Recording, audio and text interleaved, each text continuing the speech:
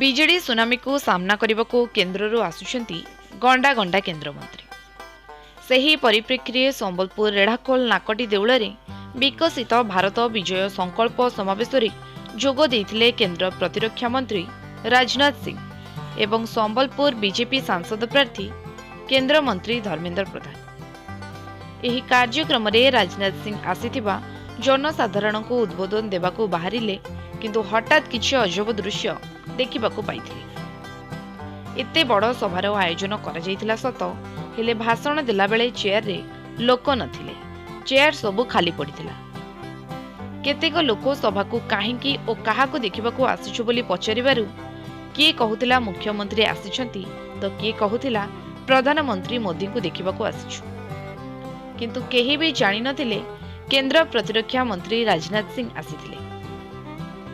ସଭାରେ ଏତେ ଅସ୍ତବ୍ୟସ୍ତ ହୋଇଥିଲା, ଲୋକ ରାଗରେ ଖପା ହୋଇଯାଇଥିଲେ।